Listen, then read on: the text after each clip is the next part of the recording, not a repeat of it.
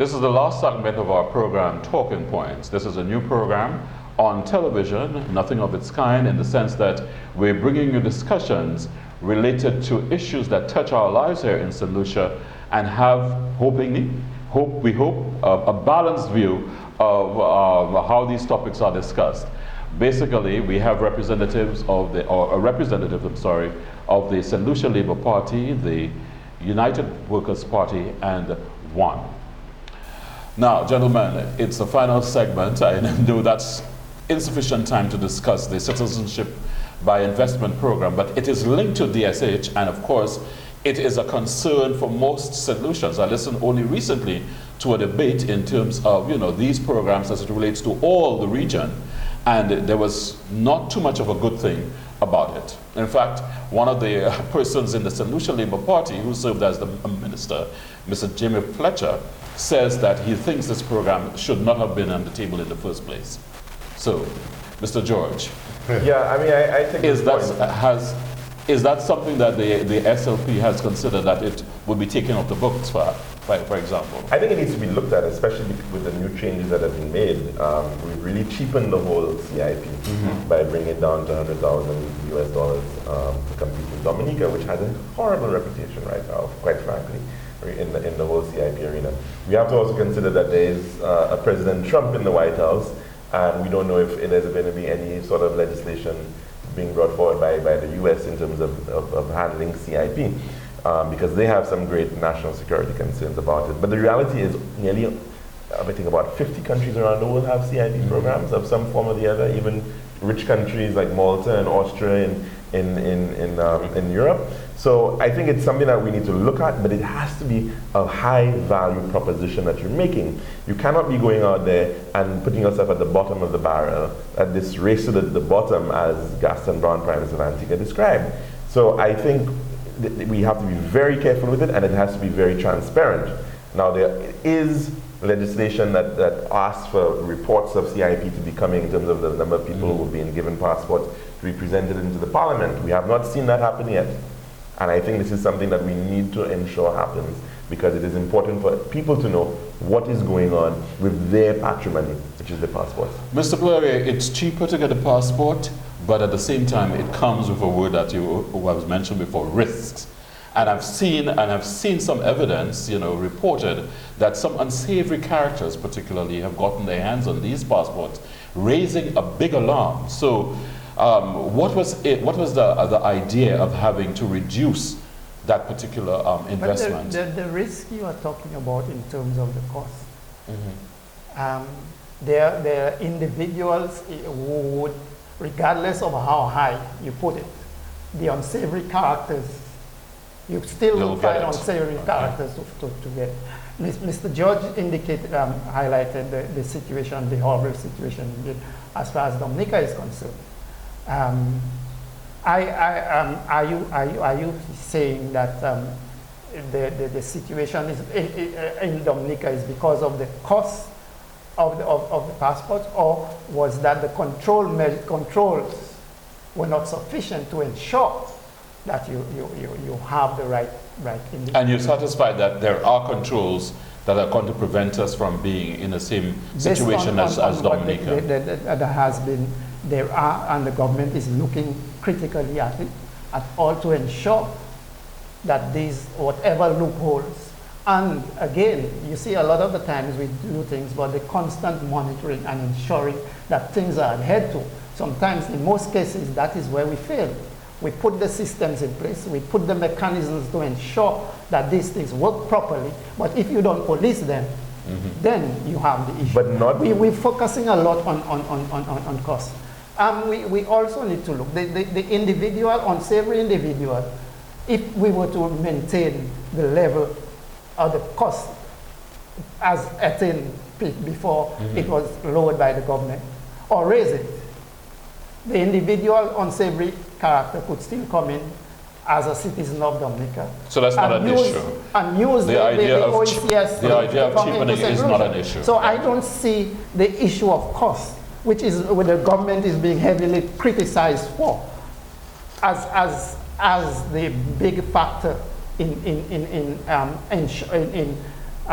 saying that because of the cost, this is what is likely to happen. So if that's the case, then why cheapen yourself? If that is the case, then why lower the cost? Why shoot yourself in the foot? You know, I don't understand that argument at all, No, Mr. but Clary. you are Because in fact, and I'm glad that you raised it, because for the Chinese market, cost might be a factor. And when you're looking at that, some of these people are actually not just looking at themselves. By removing the requirement of the $3 million net worth, it means that I can buy a passport for my cousin, my second cousin, my aunt, my power, all sorts of people can now get passports. I can also get it for people in my gang, And a horse. people who work, or my horses as well. You know, you can get passports for all these entities now, all these people. And the question is, are these people relocating? We know that what is going on right now, the Chinese are looking for passports as security because they believe that there's a lot of corruption in China. You never know when the central government may decide to clamp down on some of these activities. And a lot of people, this is the big reason why they're looking for passports. And they're not looking for passports just for themselves. They're looking for passports for their villages sometimes. But I want to talk about the whole issue of due diligence that you raised. It's a very important point. Why then would you want to subvert the whole process of due diligence in DSH? Why then would you want to include in a framework agreement in DSH that you can get a passport within 35 days when the normal requirement is 6 weeks? So we are actually providing through DSH, through that DSH agreement, a special undertaking to give those individuals passports at an even faster time rate. And that is very, very worrisome when you look at the overall thing of CIP, because we really are shooting ourselves in the foot. Yeah, we haven't heard from you, Mr. Alexander. I mean, I'm concerned. I mean, there's this what's his name, Jack Lamb? Jack Lamb. Jack Lamb character. And whatever I Googled on him is horrified. And the Prime Minister of this country comes on national TV and introduces somebody like that as a part of the development team. My God, I mean, I was petrified. I mean, could you imagine? I mean, you know, if Kenny Anthony had done something like that, the whole nation would be in uproar. Okay? But I don't know what is going on. But clearly, I am already disturbed by just having a character like that who's, I think his record has to do with tax evasion. Tax evasion in Philippines. In the Philippines and things like that. Bribery. Right? Bribery, corruption, and so on. So already, if at that level, you're bringing in a gentleman like that, you know, I mean, does he have a passport? I need to ask the question. But if you're going to bring him in and at the highest level, you know, with blessings from the Prime Minister, then we have to be concerned, seriously concerned, considering what he did since he come in. Well, we did tell our viewers we also want to talk about the Maria Islet linking to the mainland. Mr. Clary, you have been in the South for all your life. Yes. It's that mainland connection is going to change everything. Definitely. Are you happy with it? As somebody, I don't know if it's possible to remove the UWP hat for a moment and just see Maria Island and at least some of the pictures. Is that something that you wish for St. Lucia? I mean, Yes. okay. And let me give Indeed, my right. Yeah, reason. go ahead. And again, that is personal. Yes. I am one.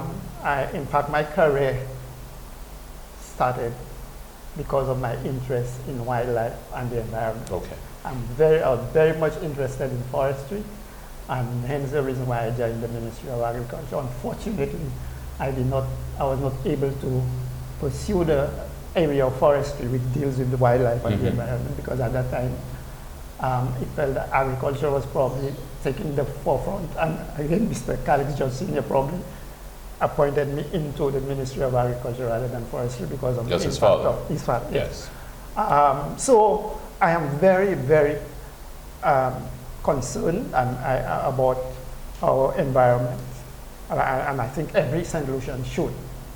However, we hear a lot, and again, I want to go back to the issue of people using scare tactics. Yes, there has to be concern as to the development, what is going on, but we talk about preserving the preservation of things, of the wildlife. Do you preserve something and not use it? Should you just preserve it just for the sake of preservation and not use? I am quite happy if people agitate because of what is taking place in Maria Island. But we should not take this negative view that this is the end of the world. If I hear things, statements being made about the wildlife, being exterminated, these are things that can happen at any time in the blink of an eye. A fire on Maria Island can destroy the entire wildlife in there. A tidal wave, a storm surge could do the same. And I am saying, yes, why don't we look at this thing and say, this is an opportunity to really ensure that we preserve, we protect, and we use what is there at Maria Island. Yeah, how is the cause? We're going to enhance that? Let me just ask. Sorry. Well, I know Mr. Alexander and I know Mr. George will be opposed to it. No. I know you It's not just about but I just wanted to find out from you at least one particular aspect of Maria Island linking to the mainland that is not within, your Let me just tackle it because I think... That you what? He's a member of the National Trust. So I see, okay. No, because it's very unfair for people to be going out there saying that, well, because you leave the island green, even though you're connecting it to the mainland, it's okay. It's not okay. You have 5 endemic species there. You have the St Lucia whiptail, you have a St Lucia racer, the rarest snake in the world. It's been in Guinness Book of World Records. You have a gecko, a pygmy. Why not use these things to enhance Mr. Clary, if you link those things to the mainland, what you're going to get are invasive species coming through. Rats, mongoose, cats, human beings who will walk across, who will start fires because they're smoking. That is what you're going to get right now. Right now, Maria Island is a controlled environment. You can't just go onto Maria Island as you wish. But you probably wouldn't want to in any case because of getting there is actually difficult. The whole fact that it is difficult to get there is what makes it a sanctuary. Is what makes it a sanctuary right now, Mr. Clary. And so you will absolutely destroy the species that you have on Maria Island right now. I will not. And you will. Put the controls there. That is what controls are you going to go and catch the mongoose? Are you going to go and stop the cats from walking across? What is the basis for just concluding that this is? You see, Maria Island, Jerry, is 25 acres. What is the desire to go and get that 25 acres? Maria Island is fine because it's an island all by itself. That is the beauty of it. That is the purpose that it serves right now as an isolated natural sanctuary for the world population of 5 species. Gentlemen, excuse me, I will have to have the last say here. I will have to have the last say here by indicating that this is a topic that we would most probably have to reserve for an entire discussion. I can see from your passion you both have your points of view. Mr. Alexander, I'm sorry we didn't have a chance to get your point of view in, but at the same time, it is an issue that has to be threshed out a little more in another program. So I hope that you'll agree to come back and for us to discuss it a little more. Yes. Well, that's our program for this week. Thank you very much for joining us. Remember, this is a new program, and if you have any questions or comments or suggestions, by all means look for the email address at the bottom of your screen that you will send us information as to what you thought of the program, what could make it better, and also what issues in politics that you wish to be discussed on our program. Thank you for joining us, and we'll be back next week with more of Talking Points. I'm Jerry George. Thank you.